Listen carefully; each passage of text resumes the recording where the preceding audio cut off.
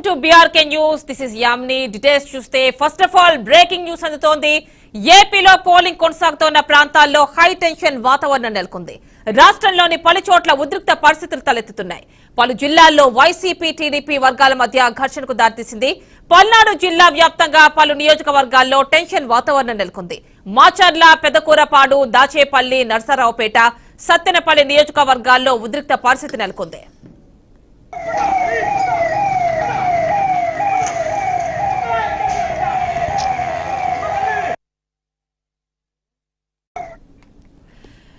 BRK news screen పైన ప్రస్తుతం మీరు చూస్తున్నటువంటి విజువల్స్ ఎక్స్క్లూసివ్ గా బీఆర్కే న్యూస్ అందిస్తోంది.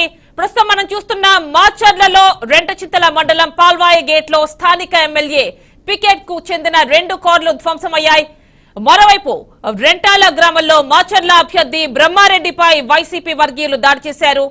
బ్రహ్మారెడ్డికి సంబంధించిన 2 వాహనాలు ధ్వంసం చేశారు. అయితే గుంటూరు రేంజ్ ఐజీ కళ్లెదుటే దాడి జరిగినట్లు తెలుస్తోంది. పెదకూరపాడు నియోజకవర్గం క్రోసూరు మండలం దొడ్లేరు గ్రామంలో వైసీపీ టీడీపీ వర్గాల బాహాబాహీ గొడవలు జరిగాయి.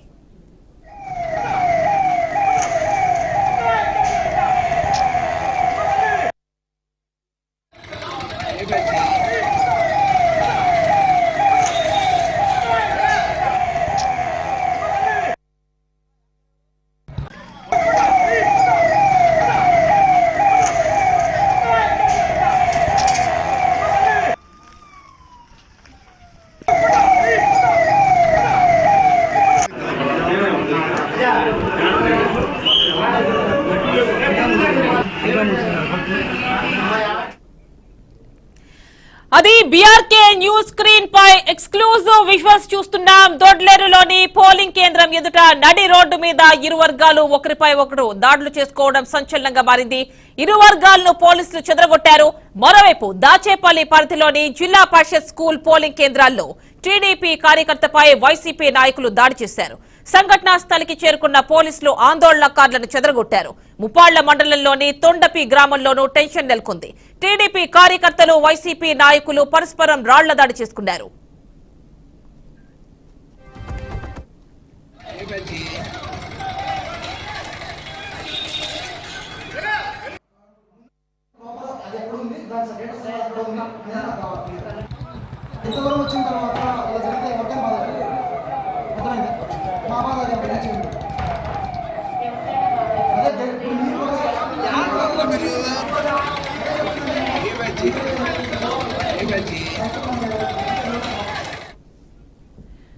నర్సరావుపేట మండలం పమిడిపాడులో టీడీపీ వైసీపీ వర్గీయుల మధ్య ఘర్షణ నెలకొంది. సత్తెనపల్లిలోనూ ఇలాంటి వాతావరణమే నెలకొంది.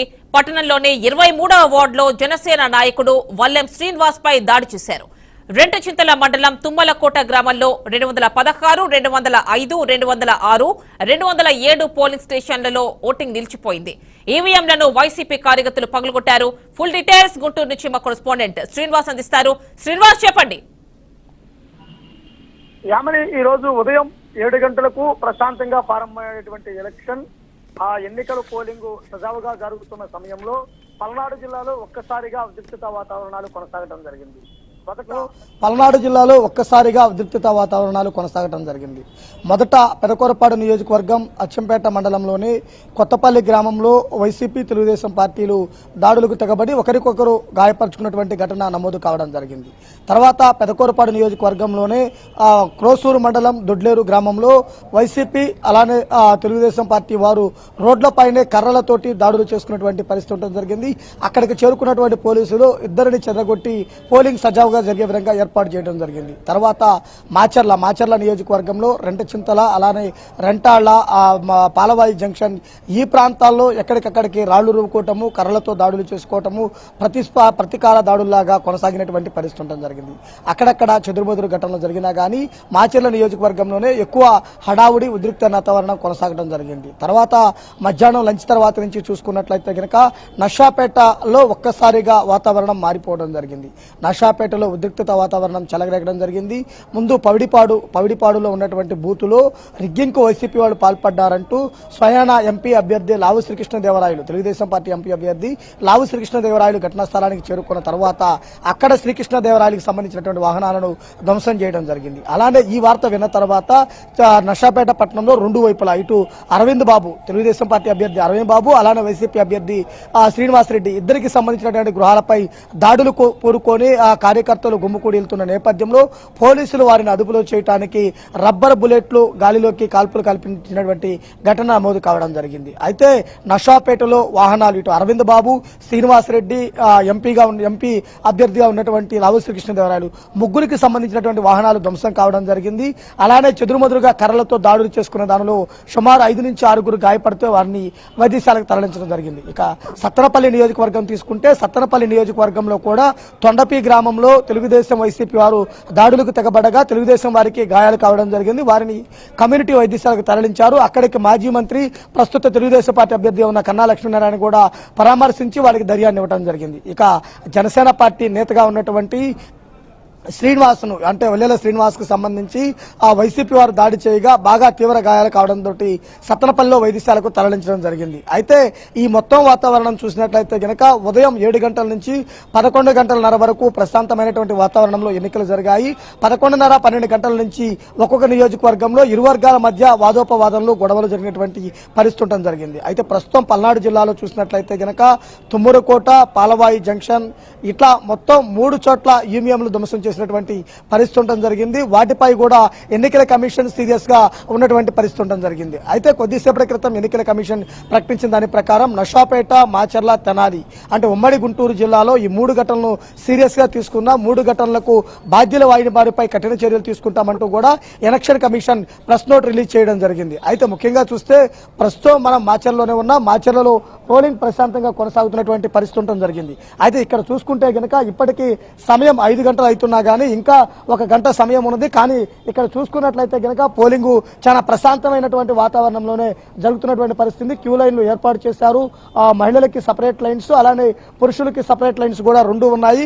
ఈ పోలింగ్ లో వీళ్ళు వారి స్లిప్పులు తీసుకొని వారి ఓటు హక్కు వినియోగించుకోవడానికి మాచర్లలో ఉన్నటువంటి పరిస్థితి ఉండడం జరిగింది. అయితే ఓటర్లకు కూడా పూర్తి స్థాయి అవగాహన కల్పించే విధంగా, అలానే ఎండా వేడిని తట్టుకునే విధంగా ఉండటం కోసం టెంట్స్ కూడా ఏర్పాటు చేసి పోలింగ్ జరుగుతున్నటువంటి పరిస్థితి ఉండడం జరిగింది. అయితే ముఖ్యంగా చూసుకున్నట్లయితే గనక మాచర్ల నియోజకవర్గంలో తుమ్మరుకోట, అలానే రెంటాళ, పాల్వాయి జంక్షన్ ఈ 3 ప్రాంతాల్లో చూసినట్లయితే గనక ఈవీఎంల ధ్వంసము, అలానే తెలుగుదేశం వైసీపీ వారి మధ్య ఘర్షణ ఇట్లాంటి ఘటనలు నమోదైనా కానీ ఐజీ సరస్వత త్రిపాఠి స్పందించి ఘటనా స్థలానికి చేరుకొని ప్రశాంతమైన వాతావరణంలో ఎన్నికలు జరిగే విధంగా చర్యలు చేపట్టడం జరిగింది. తర్వాత చూసుకున్నట్లయితే గనక నర్సాపేట నియోజకవర్గం, నర్సాపేట పట్టణంలోనే ఒక ఉద్రిక్తత వాతావరణం కొనసాగే పరిస్థితి ఉండడం జరిగింది.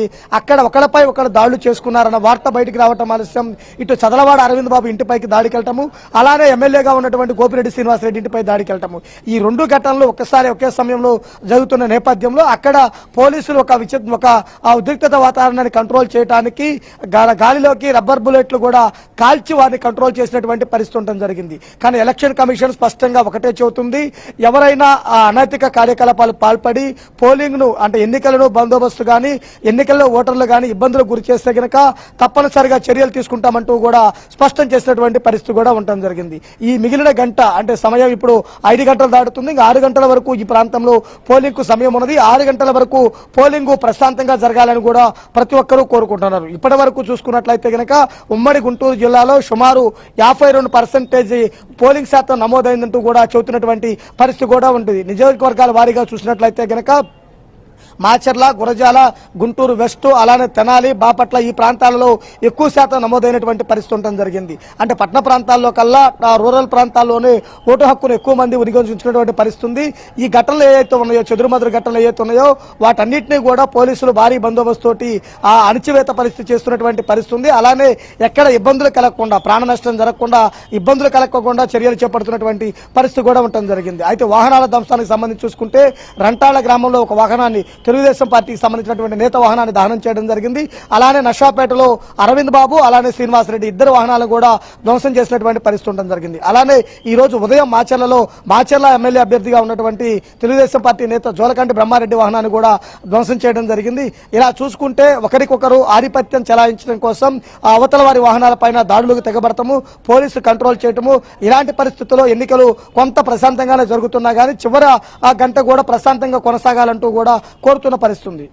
అంటే శ్రీనివాస్, ఇటు మనం చూసుకున్నట్లయితే తెనాలి, గుంటూరు, నర్సరావుపేటలు వీటి విషయంలో ఈసీ చాలా సీరియస్ గా ఉంది అంటున్నారు. ఎలాంటి యాక్షన్ తీసుకునే అవకాశం ఉంది? దానికి సంబంధించి ఏమైనా డీటెయిల్స్ ఉన్నాయా?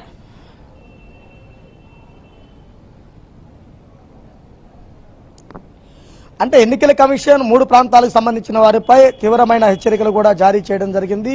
తెనాలిలో ఓటరుని స్థానిక ఎమ్మెల్యే చంపదెబ్బ కొడతాము, మళ్ళా ఎదురు తిరిగి ఓటరు మళ్ళా ఎమ్మెల్యేని కొట్టిన ఘటనను సీరియస్ గా తీసుకొని ఎమ్మెల్యేని గుహ నిర్బంధం విధించాలంటూ కూడా ఆదేశాలు జారీ చేయడం జరిగింది. అవి అమలు అవుతున్నటువంటి పరిస్థితి. అలానే మాచర్లలో ఈవీఎంల ధ్వంసము, అలానే ఒకరిపై ఒకరు దాడులు చేసుకున్న వారు ఎవరైతే ఉన్నారో వారిని గుర్తించి వారి మీద కఠిన చర్యలు తీసుకోవాలని కూడా ఆదేశాలు జారీ చేయడం జరిగింది. అలానే నషాపేటలో వాహనాల ధ్వంసము, ఎమ్మెల్యే అభ్యర్థుల ఇళ్లపైకి రాళ్లు రుమినటువంటి పరిస్థితి, రబ్బర్ బుల్లెట్లు ఎందుకు యూజ్ చేయాల్సి వచ్చిందో వీటన్నిటిని దృష్టిలో ఉంచుకొని అక్కడ కూడా ఎవరైతే ప్రతీకార చర్యలు రెచ్చగొట్టే విధంగాను ఆందోళనలకు సిద్ధమయ్యారో వాళ్ళపైన కఠిన చర్యలు తీసుకోవాలని కూడా ఎన్నికల కమిషన్ ఆదేశాలు జారీ చేయడం జరిగింది. ఎన్నికల కమిషన్ ప్రధానంగా 3 ప్రాంతాలలో ఉమ్మడి గుంటూరు జిల్లాలో దృష్టి కేంద్రీకరించింది.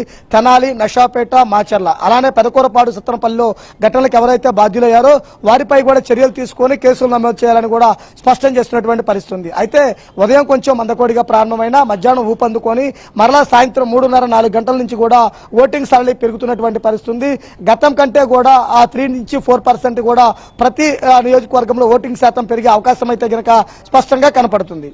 శ్రీనివాస్, అంటే ప్రస్తుతం 5:15 వస్తోంది, అంటే ఇంకా మాక్సిమం ఒక 45 మినిట్స్ ఉంది టైం. సో మరి ఇప్పటి వరకు ఎంత పోలింగ్ పర్సంటేజ్ నమోదైంది అండ్ ఈ 45 మినిట్స్ లో ఎంత నమోదయ్యే అవకాశం ఉంది? క్యూ లైన్లలో ఎంతమంది ఉన్నారు? అంటే ఎవరైతే క్యూ లైన్లో ఉంటారో వాళ్ళకి తర్వాత కూడా ఇంకా అవకాశం ఉంటుంది ఓట్ చేసే అవకాశం చెప్పి మనకి ఈసీ చెప్పినటువంటి విషయం కూడా మనకు తెలిసిందే.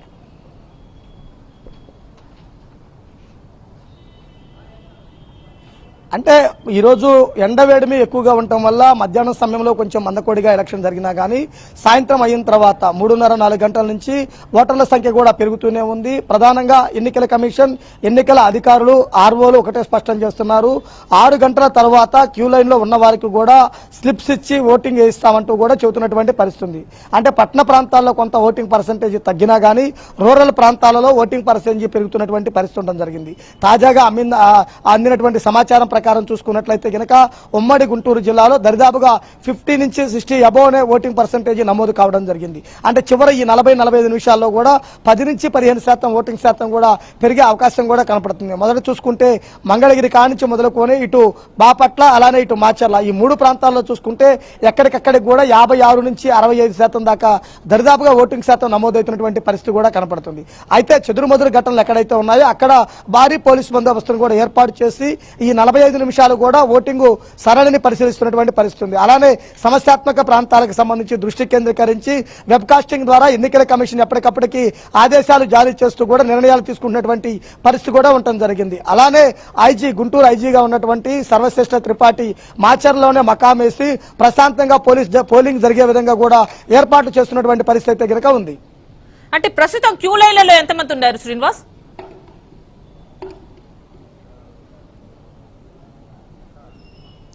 అంటే ప్రతి నియోజకవర్గానికి సంబంధించి ఇంకా 100 నుంచి 200 మంది, అంటే బూతుల వారీగా చూసుకున్నట్లయితే గనక ఒక్కొక్క బూత్లోనూ 100 నుంచి 150 మంది కూడా తమ ఓటు హక్కును వినియోగించుకోవడానికి సిద్ధమవుతున్నటువంటి పరిస్థితి.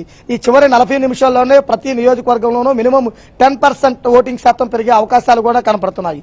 మధ్యాహ్నం 1 నుంచి 3 గంటల వరకు బాగా మందకోడిగా ఓటింగ్ జరగడం జరిగింది. 3:30 నుంచి ఓటింగ్ సరళి పెరుగుతున్నటువంటి పరిస్థితి. అలానే ఎక్కడికక్కడికి ఓటింగ్ వస్తున్నటువంటి వారికి బయట నుంచే ఏదైనా ఇబ్బంది ఉన్న వారికి వారికి ఏదైతే వాహనాలు ఏర్పాటు చేయటము, అలానే ఎండలకు ఇబ్బంది పడకుండా టెంటులు ఏర్పాటు చేశారు. అలానే ఓటింగ్ పాల్గొనే వారికి కూడా మంచినీళ్ళ సౌకర్యాన్ని కూడా కల్పిస్తున్నటువంటి పరిస్థితి. అంటే ఆంధ్రప్రదేశ్ లో గత ఎన్నికల కంటే 2019 ఎన్నికల కంటే ఈ 2024 అసెంబ్లీ ఎన్నికలలో అసెంబ్లీ స్థానాలలోనూ పార్లమెంటు స్థానాలలోనూ ఓట్ల శాతం గణనీయంగా పెరిగే అవకాశం అయితే స్పష్టంగా కనపడుతుంది.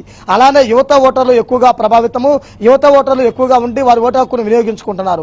అలానే ఎక్కువ శాతం నియోజకవర్గాలలో మహిళా ఓటర్లు ఎక్కువ శాతం ఉన్నారు. మహిళలే ఈసారి ఓట్లు వేయటంలో ముందంజలో ఉన్నారని కూడా స్పష్టంగా చూడటానికి అవకాశం ఉంది. అలానే మాచర్ల, నర్సాపేట, సత్తెనపల్లి, పెదకూరపాడు, గురజాల ఈ నియోజకవర్గాలన్నిటిపై కూడా పోలీసు ఉన్నతాధికారులు ప్రత్యేకమైనటువంటి దృష్టి కేంద్రీకరించారు. అంటే పల్నాడు జిల్లా వ్యాప్తంగా కూడా ప్రతి నియోజకవర్గంలోనూ నర్సాపేట, వినుకొండ, గురజాల, మాచర్ల, పెదకూరపాడు, సత్తెనపల్లి ఈ నర్సాపేట పార్లమెంట్ పరిధి ఏదైతే ఉందో పల్నాడు జిల్లాలో ఆ పరిధిలో ఒక చిలకలూరుపేట మినహా మిగిలిన ప్రతి చోట కూడా గొడవలు జరిగినటువంటి పరిస్థితి ఉండడం జరిగింది. ఆయా నియోజకవర్గాలపై ప్రత్యేకమైనటువంటి దృష్టి కూడా కేంద్రీకరించారు.